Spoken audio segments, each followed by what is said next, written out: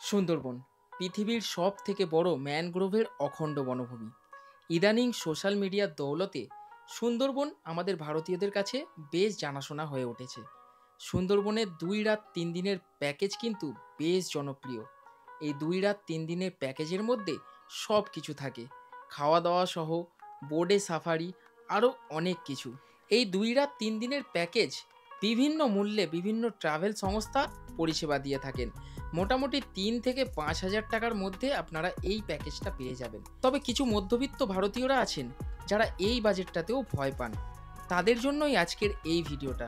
হ্যাঁ বন্ধুরা, মাত্র একদিনে এবং খুবই স্বল্প খরচে আমি আপনাদেরকে ঘুরিয়ে দেখাবো সুন্দরবন। তাহলে চলুন বন্ধুরা, শুরু করা যাক। ভিডিওটা সম্পূর্ণ দেখুন, সব কিছু তথ্য থাকবে এই ভিডিওতে। যেহেতু একদিনে সুন্দরবন ভ্রমণ, একটু সকাল সকাল বাড়ি থেকে র্যাপিডো করে বেরিয়ে পড়ি শিয়ালদহ স্টেশনের উদ্দেশ্যে। শিয়ালদহ স্টেশনের ভিতরে ঢুকে এটিভিএম মেশিন থেকে একটা টিকিট কেটে চলে যাই শিয়ালদহ সাউথ সেকশনে। সেখানে চলে আসে ক্যানিং লোকাল। ক্যানিং লোকালে উঠে ফাঁকা সিটে বসে জানালার ধারে আরাম করে বাইরের দৃশ্য দেখতে দেখতে 1 ঘন্টার মধ্যে পৌঁছে যাই ক্যানিং। 1 ঘন্টা 14 মিনিট জার্নি করে 45 কিলোমিটার জার্নি করে চলে এলাম ক্যানিংয়ে। ক্যানিং স্টেশনের টিকিট কাউন্টার থেকে ঠিক বাইরে বেরিয়ে পেয়ে যাবেন আপনারা এই যে রজনীগন্ধা ট্যুর অ্যান্ড ট্রাভেলস। আজকে আমি এনাদের সাথেই যাচ্ছি সুন্দরবন ট্যুরে। এই হচ্ছে এনাদের কন্ট্যাক্ট নাম্বার। তাহলে চলুন, বাইরে বেরিয়ে আপনারা পেয়ে যাবেন প্রচুর অটো টোটো, এবং ক্যানিং স্টেশনের বাইরে কিন্তু খুবই ভিড় থাকে। এই যে অটো টোটো, আপনারা যে ট্রাভেল এজেন্সির সাথে যাবেন সুন্দরবন ট্যুর করতে, তাদের অটো টোটোর নাম্বার তো আপনাদেরকে দিয়ে দেবে। যেহেতু আমি সিঙ্গেল রয়েছি, এখন আমি একটু অন্য উপায়ে যাব, চলুন সেটাও দেখাবো আপনাদের। স্টেশন থেকে সোজা বাইরে বেরিয়ে এলে আপনারা পেয়ে যাবেন বাস। আমরা বাসে করে যাব আজকে গদখালি। চলুন, লাইন দিয়ে অনেক বাস রয়েছে, আর এই যে এই বাসটা যাবে গদখালি। গদখালি গদখালি করছে। তাহলে চলুন উঠে পড়ি।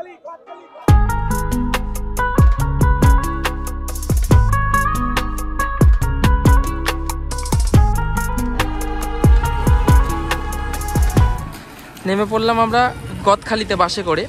এখান থেকে যাব ফেরিঘাটে। আমাদের যে লঞ্চ রয়েছে সেটা রয়েছে মাঝখানের ফেরিঘাট। ফেরিঘাট হচ্ছে এই সামনে। যারা এই গদখালি বাইক বা গাড়ি নিয়ে আসবেন, দেখুন প্রচুর পার্কিংয়ের জায়গা রয়েছে 4 হুইলার এবং 2 হুইলারের। এইখানে রেখে আপনারা সুন্দরবন ট্রিপটা স্টার্ট করতে পারেন। এই পথে নেমে সোজা চলে আসতে হবে, আর এই হচ্ছে ফেরিঘাটে যাওয়ার রাস্তা। এখানে দেখুন বিভিন্ন ধরনের লঞ্চ রয়েছে, তার মধ্যে 2 নম্বরটা হচ্ছে আমাদের। ওই যে দাদা রয়েছে কিন্তু, চলুন ওঠা যাক। কেমন আছেন? ভালো আছি। চলুন। হ্যাঁ,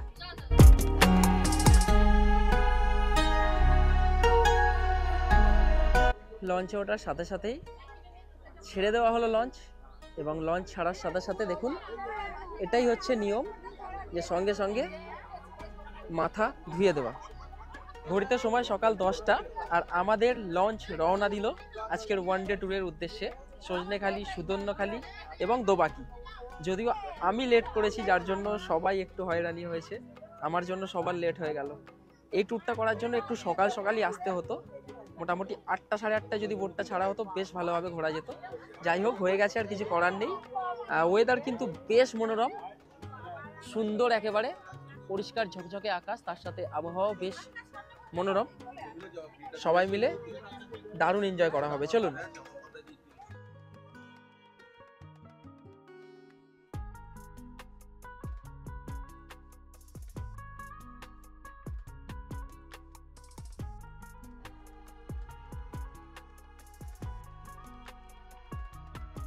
বোর্ডে তো উঠে ওপরের পরিবেশ কেমন কি দেখালাম আপনাদেরই। এখন আমি চলে এসেছি বোর্ডের নিচের পোর্শনে, যেখানে রয়েছে এদিকে 3টে বিছানা এবং এদিকে 3টে বিছানা। বেশ মানুষজন একসাথে এখানে বিশ্রাম করতে পারে, এবং বিছানার পাশেই রয়েছে জানালা, ভিউ এনজয় করতে পারে। তার সাথে রয়েছে অবশ্যই এখানে অ্যাটাচ টয়লেট পরিষেবা, আর ঠিক এই দিকটায় করে রয়েছে কিন্তু কিচেন। সুন্দরবন ভ্রমণ মানেই আর এক নাম ভালো ভালো খাওয়া দাওয়া। বোর্ডে উঠতেই প্রথমে চলে এসেছে ব্রেকফাস্ট। সবাই বসে পড়েছে। রয়েছে লুচি, আলুর দম এবং তার সাথে ডিম সিদ্ধ। মানুষ যে যার জায়গায় বসে থাকবে, এনাদের যে স্টাফ রয়েছে তারা গিয়ে খাবারগুলো সার্ভ করে দেবে।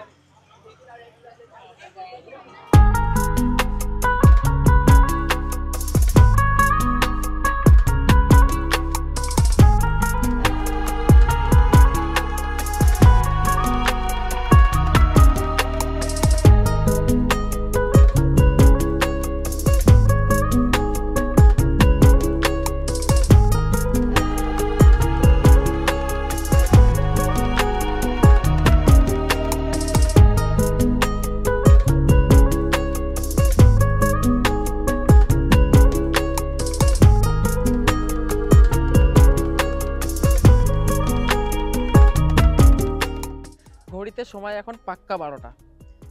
10টার সময় গদখালি ঘাট থেকে আমাদের লঞ্চ ছেড়েছিল। এখন আমরা পৌঁছালাম সজনেখালিতে।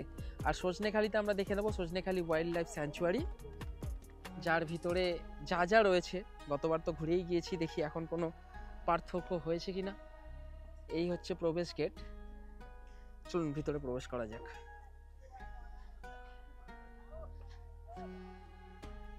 এই হচ্ছে ভিতরে, সেই একই বাঘ মামা আপনাদেরকে স্বাগত জানাবে। এই রয়েছে বাঘ মামা। আর প্রবেশ করার পর প্রথমেই বাম হাতে পড়বে এই যে বনবিবির মন্দির। চলুন আমরা আরো ভিতরে প্রবেশ করি। এই জায়গাটাতে কুমির থাকে, দেখি দেখতে পাই কিনা। শীতে তো একটু উঠে রোদ পোয়ার কথা, কিন্তু আপাতত দেখতে পেলাম না কুমির। আর এই যে জলাশয়টি রয়েছে এখানে কিন্তু প্রচুর কচ্ছপ রয়েছে, দেখা যেতেই পারে। এই রয়েছে জলাশয়, পরিষ্কার এখন অতটা নয়, কচ্ছপও দেখতে পেলাম না। আর ওয়াচ টাওয়ারটা তো সেই ওইখানে। চলুন ভিতরে প্রবেশ করি। যা ঘোলা জল, কচ্ছপ দেখা মুশকিল। এর ভিতরে কচ্ছপ প্রিজার্ভ করে রাখা রয়েছে, কিন্তু দেখা যাবে না, এত ঘোলাটে জল। এগুলোকে একটু মেনটেনেন্স করা দরকার, মেনটেনেন্সের খুবই অভাব, খুবই অভাব। ওয়াচ টাওয়ারটা তো সোজা এইদিকে চলে গেছে। চলুন, ওয়াচ টাওয়ার থেকে তো সুন্দর ভিউ পাওয়া যায়। আর এখন যেহেতু দিনের বেলা ঝকঝকে তকতকে ওয়েদার, তো পাবোই ভালো ভিউ। ওঠা যাক। এই হচ্ছে সজনেখালির যে ওয়াচ টাওয়ার, সেটি উপরে অনেকটাই উঠতে হবে। চলুন ওঠা যাক।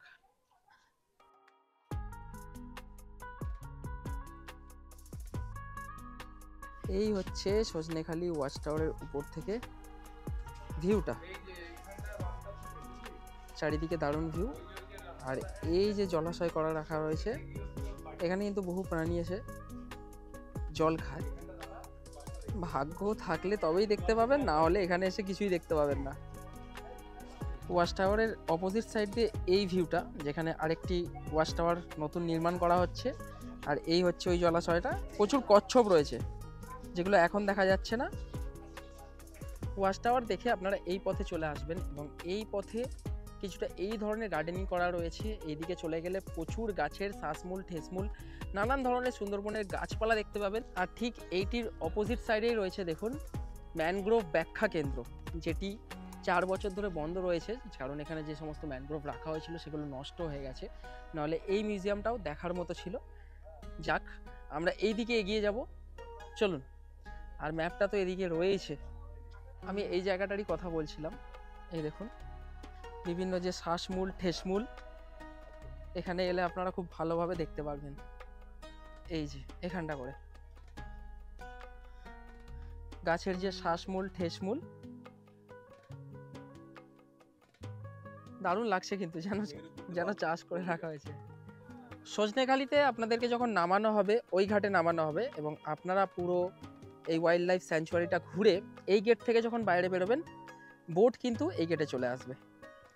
আমাদেরও বোট এসে গেছে, চলুন ওঠা যাক।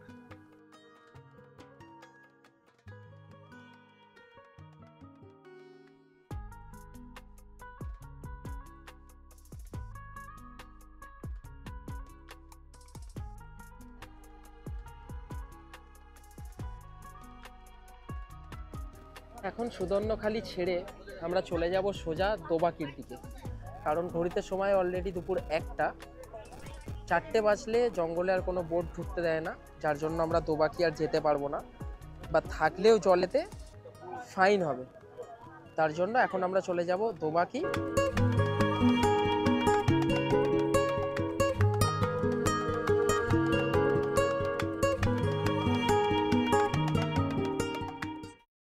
সুদর্ণখালি থেকে দোবাকি যাওয়ার এই রাস্তাটা কিন্তু দারুণ। ছোট খাড়ির মাঝখান দিয়ে আমাদের লঞ্চ এই মুহূর্তে চলেছে দোবাকির উদ্দেশ্যে। একদম কাছাকাছি জঙ্গল, এইদিকেও হাত ছোঁয়া দূরত্বে এবং এইদিকেও হাত ছোঁয়া দূরত্বে, তার মাঝখান দিয়ে যাচ্ছি। আর এই জায়গাটা দিয়ে গেলে অবশ্যই বোর্ডের সামনে বা বোর্ডের উপরে বসে এই রাইডটাকে এনজয় করবেন, খুব ভালো লাগবে।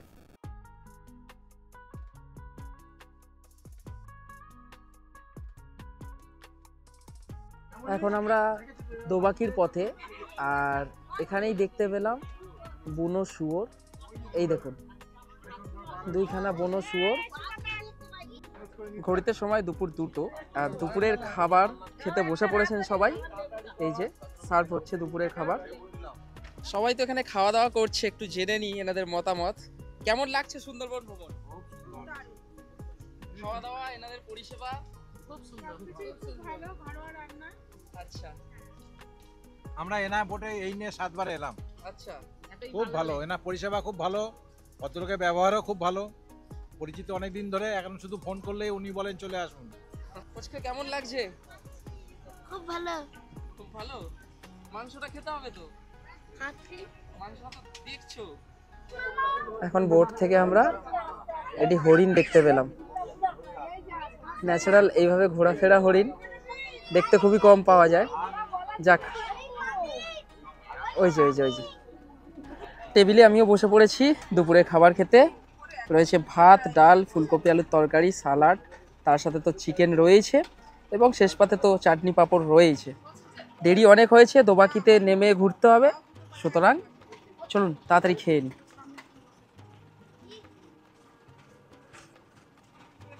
টেবিলে বসে আমরা খাচ্ছিলাম, আর দোবাকির সামনেই দেখতে পেলাম এই যে কুমির মহাশয় রোদ পোয়াচ্ছে। বাহ, গতবারে এসে দেখতে পাইনি।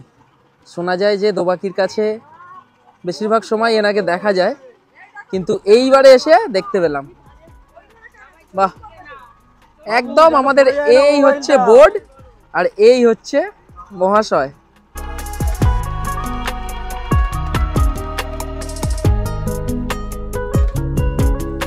দুপুরে খাওয়া দাওয়া করতে করতেই আমরা এসে পৌঁছে গিয়েছি দোবাকি ক্যাম্প।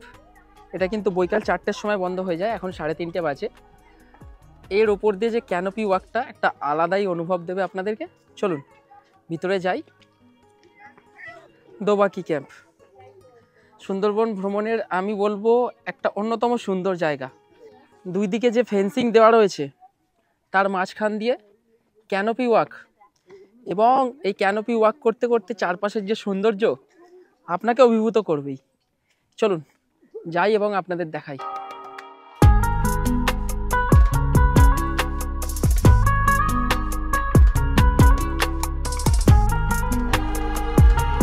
আমরা যদি সুধন্যখালিতে নামতাম তাহলে এই দোবাকি আমরা ভিজিট করতে পারতাম না, যেমন 4টে বেজে যেত, গেট বন্ধ হয়ে যেত, ঢুকতে দিত না। দোবাকিতে এসে এই ক্যানোপি ওয়াক করে, বিশেষ করে সামনে গিয়ে যে ওয়াচ টাওয়ারটা আছে, সেই ওয়াচ টাওয়ার থেকে দারুণ কিন্তু ভিউ পাওয়া যায়। চলুন সেটা তো অবশ্যই দেখাবো।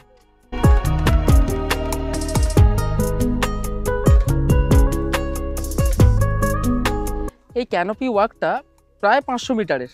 500 মিটার আপনাদেরকে যেতে হবে, একটু বোরিং হবেন না, কারণ চারপাশের সৌন্দর্য আপনাদেরকে অভিভূত করবেই। আর যেই পথে আমরা যাচ্ছি এই পথে আর রিটার্ন আসতে হবে না। ওই যেমন প্রত্যেকটা জায়গায় বোট নামালো ওই ঘাটে, আবার যেই দিক দিয়ে আমরা বাইরে বেরোবো সেই ঘাটে কিন্তু বোট চলে আসবে। ক্যানোপির মাঝ বরাবর এখানে একটা ওয়াচ টাওয়ার নির্মিত হচ্ছে, বেশ ভালো। গতবার যখন এসেছিলাম এটা হয়নি বা ছিল না। এই যে দোবাকিতে এসে নিরাশ নয়, দেখুন খোলামেলায় হরিণ। কি দেখতে পেয়েছো তোমরা? গাছের পাতা খাচ্ছে। কোথায়? হ্যাঁ ওই তো। মোটামুটি দোবাকি এলে আপনারা, যেমন আগে বলছিলাম, যে হরিণ দেখতে পাবেনই। এই দেখুন, এই দেখুন,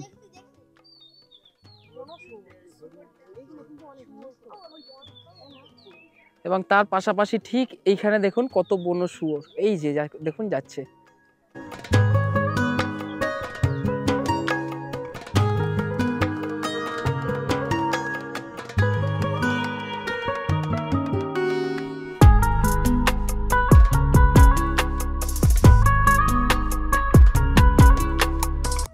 এই হচ্ছে দোবাকির ওয়াচ টাওয়ার থেকে ভিউটা।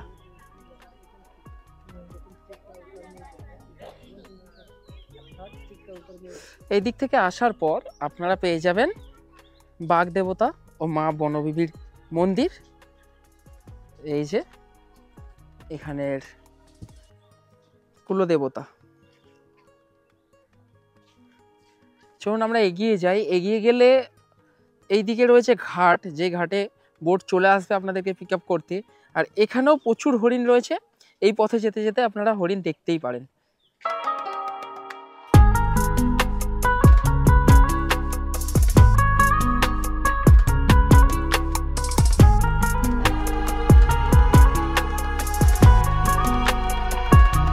দোবাকি দেখে আবার সবাই বোর্ডে উঠছে, কারণ আমাদেরকে ব্যাকে যেতে হবে। আর যদি আলো থাকে আমরা সুদর্ণখালিতে ঢুকবো। এই হচ্ছে টোটাল আজকের আমাদের গ্রুপ। কেমন দেখলেন দোবাকি? খুব সুন্দর। কি দেখতে পেলেন? আমি তো হরিণ দেখতে পেয়েছি। আমিও হরিণ দেখেছি, একটা নয় অনেকগুলো। অনেকগুলো। বাহ, সুন্দর সূর্যটা লাগছে, তার সাথে আমরা ফেরার পথে। দারুণ। এবারে সময় গদখালি ফিরে পড়ার। বন্ধুরা, একদিনের এই ক্যানিং টু ক্যানিং ভ্রমণে আপনাদের খরচা পড়বে 1500 টাকা। আপনারা পারলে এই ট্রাভেল এজেন্সির সাথে 2 রাত 3 দিনেরও ট্যুর করতে পারেন। 3 থেকে 3500 টাকা সিজন অফ সিজন অনুযায়ী খরচা পড়ে। আমি ডেসক্রিপশানে নাম্বার দিয়ে দিলাম, আপনারা একটু ফোন করে সমস্ত কিছু জেনে বুকিং করে নিতে পারেন। যেহেতু আমি একটু দেরি করে গিয়েছিলাম, আমাকে বাসে করে যেতে হয়েছিল। আসার সময় আমরা ওনাদের গাড়ি করেই এসেছিলাম। আপনারা সঠিক সময়ে যাবেন, ক্যানিং টু ক্যানিং একেবারে ওনাদের গাড়ি করেই পিক আপ হবে।